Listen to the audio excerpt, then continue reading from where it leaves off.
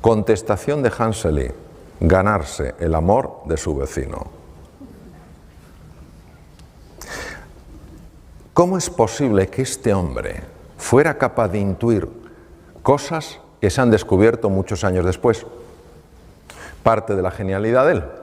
Hoy en día sabemos que cuando una persona se encuentra con otra con estos lazos de afecto, de cordialidad, de voluntad, de cooperación, automáticamente el cerebro produce una sustancia llamada beta-endorfina.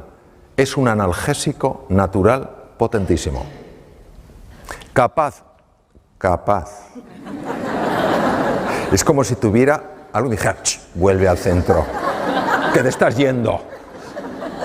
Capaz de reducir el dolor físico. Se sabe que es real, se sabe que es beta-endorfina real, no es algo imaginario, porque se bloquea con naloxona. Es decir, verdaderamente está bloqueando una molécula. Es decir, el ser humano en el encuentro experimenta menos dolor. Imaginaos el impacto que tiene esto en medicina. Tiene un impacto tremendo. Yo trabajo en un tema con niños con patologías malignas y esto es una cosa que estamos trabajando muchísimo. Hasta qué punto el encuentro, el sentirte apoyado, etcétera, verdaderamente tiene un impacto en la reducción del dolor, ¿no? Bien, pero lo siguiente que tampoco sabía el doctor Selye, pero lo intuyó, fue que cuando dos seres humanos tienen esa voluntad de encontrarse, esa voluntad de cooperar, esa voluntad de colaborar, se libera en sangre una hormona llamada oxitocina. Las damas que estáis aquí diréis: esta hormona es mía. Yo soy mujer, yo he dado a luz, la lactación, todo lo que es el parto, la oxitocina, sí, pero también la tenemos los hombres y mujeres. La oxitocina es la hormona que se llama la hormona del amor, porque cuando tú te conectas con un ser humano, amistad, amor romántico, amor filial, lo que quieras, agape, amor como elección, la oxitocina protege naturalmente contra la enfermedad. Es un protector, por ejemplo, un protector del corazón, y baja las cifras del LDL, del Low Density Lipoprotein, el colesterol, digamos, que se llama colesterol malo. Este es uno de mis maestros, el profesor Richard Davidson, dirige el centro más sofisticado en el mundo de imagen cerebral en relación a estados de silencio, estados meditativos, etc. Y él ha demostrado a través de un ejercicio, se llama META, un ejercicio muy utilizado en el mundo del Namaste, que cuando una persona visualiza, como decías tú, Blas, visualiza el afecto, primero hacia sus seres queridos, luego a los menos queridos, y hace lo que puede con los nada queridos, pero hace ese esfuerzo. Él ha observado, es el primer científico en el mundo que lo ha podido observar, ha observado que la parte anterior del cerebro, que si os acordáis es la que se bloquea cuando la amígdala se activa, ¿os acordáis? Pues resulta que empieza a crecer en grosor, aumenta la neuroplasticidad, la formación de nuevas neuronas, y es capaz entonces de neutralizar el miedo. Luego quiere decir que el antídoto natural del miedo es el amor. No es el valor, es el amor. Cuando la amígdala, que estaba activada, se desactiva, la parte anterior del cerebro puede funcionar bien. Claro, esto tiene unas implicaciones enormes. Porque quiere decir que una persona que se siente amada, que se siente querida, es una persona que intelectualmente va a funcionar mejor. Y una persona que se siente humillada, que se siente avergonzada, que se siente empequeñecida, intelectualmente va a funcionar peor. Porque esos estados de ánimo están afectando al funcionamiento de su cerebro. Estas otras cosas a las que se ha demostrado, otros investigadores, que cuando una persona se siente amenazada, los dos lados del cerebro no se llevan bien. Sabéis que tenemos dos hemisferios, ¿verdad? Es como una nuez, el izquierdo y el derecho. Pues se ha visto que cuanto más amenazada se siente una persona, más lateralización se produce, es decir, menos hablan entre sí los dos hemisferios.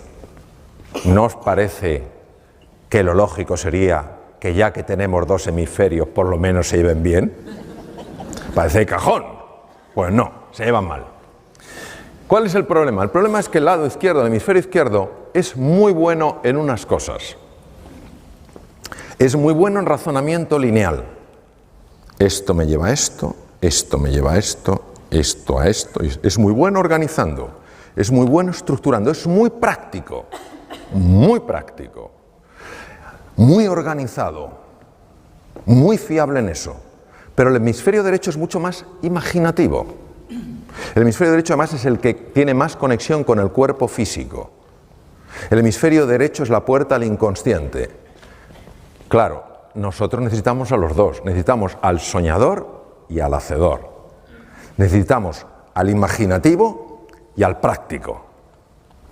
Necesitamos a los dos. Cuando una persona se siente amenazada, los dos hemisferios se desenganchan. Curioso. A nivel del corazón, se ha visto que el amor, el desarrollar este deseo, no pensemos en un amor azucarado, te amo, no, estamos hablando de algo como forma de ser y de estar en la vida, muy en la línea de lo que tú has comentado, Blas, es decir, tu deseo de siempre buscar lo mejor en la otra persona. Y por supuesto en ti. Cuando tú haces eso, se observa algo interesantísimo. Nosotros para ver el ritmo del corazón usábamos el electrocardiograma, pero resulta que es muy vasto para medir la dimensión de la que os voy a hablar. Y ahora existe una metodología mucho más fina que permite ver lo que se llaman las alteraciones finas del ritmo cardíaco. Y observamos, por ejemplo, que cuando una persona está estresada porque se siente amenazada, aunque el electrocardiograma parezca normal, cuando tú lo haces mucho más fino, la lupa es mucho más precisa, observas las enormes irregularidades. Pero cuando la persona activa el otro sistema, el parasimpático, que es el que se activa en el encuentro, fijaros qué ritmo más curioso toma el corazón. Esto se ha asociado con mayor longitud de vida. Se llama coherencia cardíaca. La coherencia cardíaca hace que el corazón funcione mejor y el corazón tiene su propio cerebro, Emite un campo electromagnético hasta 3 metros de distancia, se ha medido. Y está alterando todas las células del cuerpo. Que el corazón funcione así está afectando a todas las células. El sistema parasimpático, que es el sistema del encuentro, opuesto al simpático, no es que el parasimpático sea bueno, es que cuando este está demasiado activo, ya hemos visto lo que pasa, la sensación de amenaza. Cuando el parasimpático empieza a dominar un poco el juego, aumenta la capacidad de hacer frente a las infecciones, porque se potencia el sistema inmune. Esto es muy importante cara a la enfermedad. Se reduce la producción de radicales libres. Veréis, un radical libre, nosotros sabéis que usamos el oxígeno para producir energía, pero pagamos un precio. Lo mismo que para venir aquí de Alicante, ha habido que ir por una carretera de peaje y se paga un precio, y preferías no pagarlo, pero si no pasas por ahí, para poder utilizar oxígeno y obtener energía pagamos un precio. Ese precio es la producción de unas cosas que se llaman radicales libres. ¿Qué es un radical libre? El radical libre es una molécula muy inestable que le falta un electrón y necesita robar el electrón. ¿Cómo roba el electrón? Bombardeando otras células para robarle los electrones. Esto genera muerte celular, daño en pared celular, en membrana celular, envejecimiento temprano y mutaciones. Pues el encuentro, la activación del parasimpático, reduce la producción de radicales libres.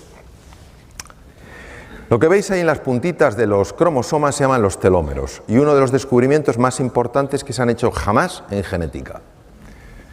El telómero se descubrió con microscopía electrónica. En los extremos de los cromosomas, lo que veis en color rojo, no se sabía muy bien lo que hacía. Los cromosomas son como unos estuches donde está el ácido, el DNA, el ácido desoxirribonucleico enrollado, el material genético. Cada vez que una célula se divide, tiene que duplicar los cromosomas para que a cada célula hija vaya el mismo número de cromosomas. En ese proceso el telómero se adelgaza. Si el telómero se adelgaza más allá de un cierto nivel, la célula ya no se puede reproducir. Si no se puede reproducir, una vez que esa célula llegue a su tiempo de vida, se muere. Es decir, la base del envejecimiento y la destrucción de los tejidos. sorprendentemente, observaron que algo misterioso reparaba los telómeros y no sabían lo que era. Hasta que una investigadora australiana y un equipo de investigadores norteamericanos, la doctora Elizabeth Blackburn, demostró que es una estructura enzimática llamada la telomerasa. 2009 es el año en el que ella ganó el Premio Nobel de Medicina y Fisiología por el descubrimiento de la telomerasa. Elizabeth Blackburn estudió a madres que tenían niños con patologías cerebrales que exigían una atención constante. Algunas de estas madres tenían la ayuda de sus maridos, de la comunidad, pero había algunas que estaban totalmente solas haciendo frente a ese desafío. Habían volcado toda su vida en el cuidado de su hijo, de su hija, que había nacido así, ¿vale?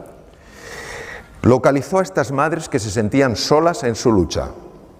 Les extrajo sangre y midió tamaño de telómeros y cifra de telomerasa. Tamaño de los telómeros era muy bajo, cifras de telomerasa bajas. Esto, la implicación, es un acortamiento de la vida. ¿Entendéis por lo que he explicado? Se le ocurrió que a todas esas madres que ella había localizado de motu propio, ponerlas en contacto para que hablaran, para que pudieran compartir sus penas y sus alegrías, para sentirse comprendidas. De nuevo la presencia del encuentro, del amor. Meses después, Elizabeth Blackburn volvió a sacarle sangre. Los telómeros tenían longitud normal y la cifra de telomerasa se había normalizado. El centro más importante del mundo de investigación en monos, el mono que se utiliza ahora es el macaco, que es el mono que parece que ha hecho la mili, porque tiene el pelo como rasurado así, ¿sabes? Por el chimpancé ya prácticamente no se utiliza, lógicamente. Entonces, el centro más importante del mundo está en Estados Unidos. Hicieron la prueba de separar a monitos de sus madres y de sus familias y criarlos solos. Los monitos se volvieron muy agresivos y bloquearon la expresión de dos genes. Bueno, un montón de genes, pero de dos familias de genes. La familia de genes que protege de las infecciones, el sistema inmune, cada vez estaban malos, cada 2 por 3, y genes que afectan al desarrollo de la inteligencia del simio. Era la primera vez que se documentaba que la falta de afecto tenía este impacto. Entonces eligieron una pareja de monos ya adultos muy cariñosos, muy achuchones, como vosotros los de Cambi, de abrazo. Entonces pusieron a esos monitos que no habían expresado genes de la inteligencia de simio ni genes del sistema inmune a interaccionar con estos monos amables y cariñosos. Meses después, estos monos habían transformado su conducta, mucho más sociables, los pequeños, más sociables, pero es que además les sacaron sangre y vieron que ahora sí expresaban los genes de protección del sistema inmune y los genes de desarrollo intelectual del macaco, que hace que resuelvan cosas que si no, no pueden. Impresionante. Es decir, nunca es tarde para amar y nunca es tarde para esperar un efecto del amor. No importa el pasado que una persona haya tenido. Ahora vamos a hablar de la importancia del silencio. ¿Por qué es tan importante el silencio? Es tan importante el silencio por lo ruidosa que es nuestra mente. Descartes, siglo XVII, padre de la filosofía racionalista, un hombre muy reconocido. Hay un joven filósofo, también francés, al lado de Descartes, era un don nadie, hoy todos le respetamos inmensamente, Blaise de Pascal, Principio de Pascal, que tú de eso sabrás un montón. Principio de Pascal, fijaros lo que dijo Pascal. He descubierto que toda la infelicidad del hombre deriva de una sola causa, su incapacidad para mantenerse en quietud en su habitación. Y uno se pregunta, ¿de qué habla? Nuestra mente condicionada busca el control, el estatus y la posición porque se siente separada de todo. Y esa sensación de inseguridad que no es la inseguridad del ser humano, es la inseguridad de la mente que maneja, que se llama mente dualista o condicionada, hace que para conseguir sentirse segura, se busque con desesperación el estatus, la importancia, el reconocimiento. Y ahí es donde entra la rivalidad, porque es una mente con una idea escasa del universo. Entonces, si yo quiero algo, te lo tengo que quitar a ti. De aquí viene la rivalidad.